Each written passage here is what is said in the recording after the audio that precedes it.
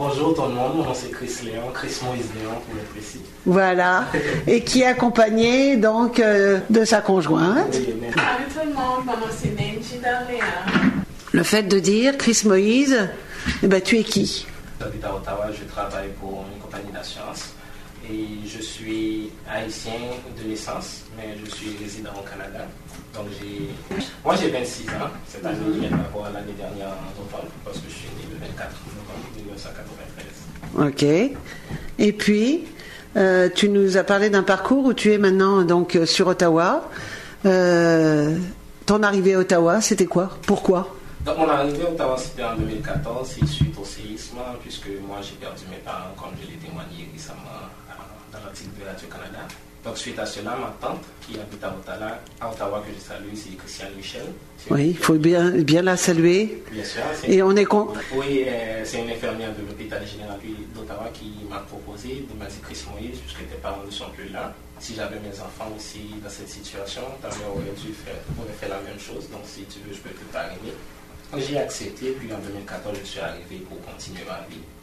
Suite à ce qui s'est passé en Haïti. Alors, si je comprends bien aussi, ta tante, elle était seule? Elle avait des enfants? Non, elle n'habite pas seule, elle habite avec sa mère, puis ses deux enfants. Donc j'habitais avec mon cousin, qui m'a beaucoup supporté aussi. Qui a à peu près le même âge? Qui est un an plus vieux que moi. Donc c'est très proche. Oui, bien sûr. Donc au début, c'était pas vraiment facile, mais on s'est habitué, on a vécu comme des frères, puis c'était vraiment un gros support pour moi. C'est-à-dire que quand tu parles comme des frères, c'est-à-dire que, entendons bien, toi, Chris Moïse, tu es issu enfant unique. Bien sûr. Et puis donc ton cousin, issu pareil, enfant unique. Non, lui, il n'est pas enfant unique, puisqu'il a une soeur, qui est plus grande. Qui a quel âge? Elle a 4 ans plus vieille que moi. D'accord. Bien sûr, je pense qu'elle vient d'avoir 30 ans. Donc ça veut dire que lorsque tu es arrivé à Ottawa, ça a été, on va pas dire un chamboulement, c'est pas ça, puisque la famille haïtienne est tricotée serrée, comme on dit toujours. Même loin, le tricot dure et la pelote de laine s'allonge. Bien sûr, les Haïtiens, c'est une communauté qui se retrouve toujours, peu importe où ils sont. Ils sont ça entre eux, de s'attirer entre eux. Puis, et que ce soit frère ou pas frère de sang, de toute façon, on l'est pareil. sur la famille. Tout à fait. Donc, Ottawa, ton petit bagage, Ottawa, t'arrives là, tu débarques. Donc, je suis arrivé à Ottawa en janvier 2014. Suite à cela, donc c'était en plein hiver, c'était pour moi aussi de m'adapter parce que je suis quelqu'un de frileux, j'aime pas vraiment le froid. Donc, arrivé à Ottawa en 2014, donc c'était vraiment un changement. Puis, c'était comme si d'autres défis pour moi. Donc il fallait m'adapter, il fallait que je rentre à l'école rapidement parce que je voulais venir ici et continuer mes études puisque j'avais laissé l'université en Haïti pour venir. Donc c'était ça, faire les démarches, trouver du travail en même temps qui peut subvenir parce que c'est vrai que l'attente à faire rentrer, mais l'attente ne peut pas non plus supporter de A à Z à tous les besoins. Il faut se lancer aussi soi-même. Donc c'était ça, s'intégrer dans la communauté. Je lui fais une petite pause, là, je lui montre mon doigt, là.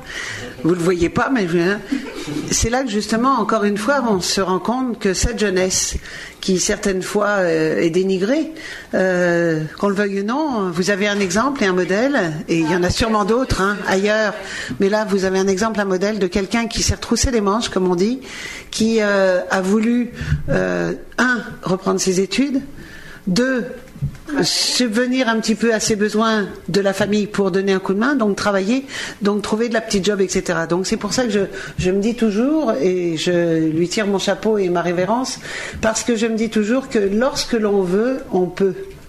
Il y a toujours cette possibilité-là. Excuse-moi de t'avoir interrompu, poursuis. Bien sûr. Donc comme vous l'avez dit, enchaîner quand on veut, on peut. Donc quand je suis venu, je me suis dit j'avais un choix. C'était soit que je restais sur mon sort à pleurer, et que je continuais à être une victime du tremblement de terre, ou que je me retroussais les manches puis j'avançais parce que j'étais quand même jeune, j'avais 20 ans. Puis quand je suis rentré, il fallait gagner à l'école, il fallait travailler, donc il fallait au moins continuer parce que mon père, lui, c'était pas quelqu'un qui a fait beaucoup d'études dans sa vie.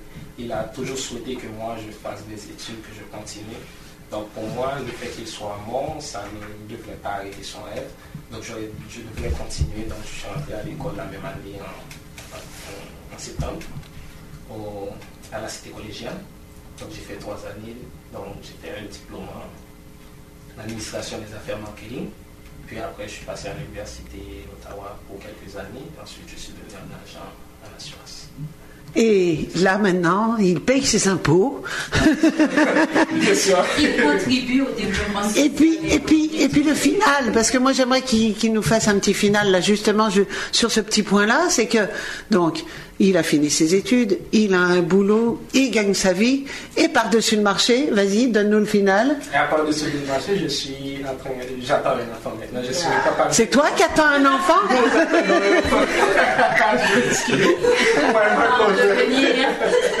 Bien sûr. C'est-à-dire que Chris Moïse a fondé une famille. C'est-à-dire qu'ils sont en train de nous tricoter un petit. Et la manière dont ça va se dérouler, je dirais, c'est un peu une petite famille établie, en ce moment en Ontario, pas au Québec. Non, peut-être qu'un jour, on ne sait jamais. Mais la porte est ouverte et ça lui arrive donc de venir et on a encore un contact et heureusement, ça me fait plaisir. Mais c'est surtout le fait de dire qu'il a trouvé une base. Bien sûr.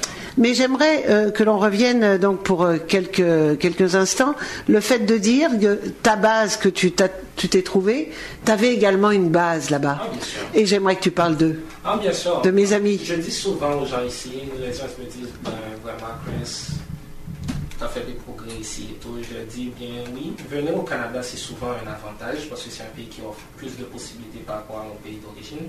Mais ça ne veut pas dire toujours que quand on est à Haïti, on ne fonctionne pas bien. Si on n'a pas vraiment de l'argent. Moi, quand j'étais en Haïti, j'avais de bons amis que je travaillais avec eux, je fais quand il fallait. Donc oui, je leur dois beaucoup. Mon support en Haïti avait commencé d'abord avec le Centre culturel Pied-Poudré, dirigé par Paula Clermont-Péan, que je salue si jamais elle écoute l'émission maintenant ou plus tard. Donc c'est quelqu'un que je respecte et quelqu'un qui a toujours une place profonde dans mon cœur. Donc à cette époque, j'étais comédien pour la troupe Atelier Théâtre Création Plus, dirigée par Paula Clermont-Péan. Donc c'est à ce moment-là aussi que j'ai rencontré Françoise Bourdieu. Donc j'étais comédien dans la troupe pour Le Chevalier de l'Eau. Donc suite à cela, le centre ils m'ont apporté le support psychologique qu'il fallait. Ils m'ont apporté le support financier, mes amis Orlando, Henri, et Mozo, Wedley, Limousin, et Istalov, Wocklor, donc toute la clique de Wocklor qui, à cette période, Wocklor, c'est un mot généralement en Haïti qui est péjoratif, mais on l'avait pris et transformé. C'était pour nous la traduction créole des anticonformistes. Donc on voulait changer certaines mentalités haïtiennes à l'époque et certaines autres pratiques, faire la promotion de la langue avec un mot qui est un peu péjoratif, mais qui sonnait beau. Donc c'était eux. Donc ces jeunes-là, aujourd'hui, ils sont un peu partout en Haïti en train de continuer à travailler. Certains sont partis à étudier en France. Oman, il vient de finir sa maîtrise à la Sorbonne, que je félicite d'abord pour et on a encore Benji en France. Ah, bien sûr, Benji finit bientôt aussi. Et puis il y en a un qui est parti en Roumanie aussi. Oui, ils sont un peu partout, comme je l'ai dit. Donc oui, il y a certains encore qui sont un peu partout dans la radio en Haïti. Istalov est à la radio. Istalov aussi fait du théâtre. Il a fini ses études à l'École nationale des arts. Donc c'est vraiment un groupe de jeunes qui ont vécu. Nous avons vécu ensemble, mais on avait des rêves. Mais après, on n'a pas pu s'arrêter sur ces rêves parce que faut pas se faire toujours des victimes. Parce que je dis souvent, un tremblement de terre, c'est pas ça le vrai problème, c'est pas ça ce qui nous a rendu victimes, c'est pas un tremblement de terre, ça se passe partout dans le monde. C'est vraiment le tremblement de terre et les structures qui étaient en place et le pays dans lequel nous vivons et les dirigeants qui nous dirigent, qui ne prennent pas leurs responsabilités face au peuple certaines fois. Donc c'est sur cette même lancée que nous nous sommes dit, non, nous n'étions pas des victimes de la société, il fallait pas se comporter en cela, il fallait se retoucher vraiment, peu importe ce qui se passait. J'ai perdu ma famille, j'ai des amis qui ont perdu. Lazare Joël, que tu connais très bien aussi, lui a perdu sa mère. C'est quelqu'un qui a un grand courage, il vient de finir aussi ses études en droit. Lui, c'est pas comme moi j'ai perdu mes parents, je les ai pas parlé. Lui, il a parlé pendant une semaine avec sa mère, sous les débris, mais on pouvait pas la sortir. Ça, c'était plus dur pour lui. Donc c'est quelqu'un avec un grand courage, c'est des amis comme ça que j'avais aux alentours de moi. Donc des fois, avec des gens, un gros mental, même si toi, ton mental n'est pas toujours fort, ça se renforce. Puisqu'on est ensemble, on est un groupe, on a des rêves, puis tout le monde est sur leur lancée maintenant, comme je vous ai dit.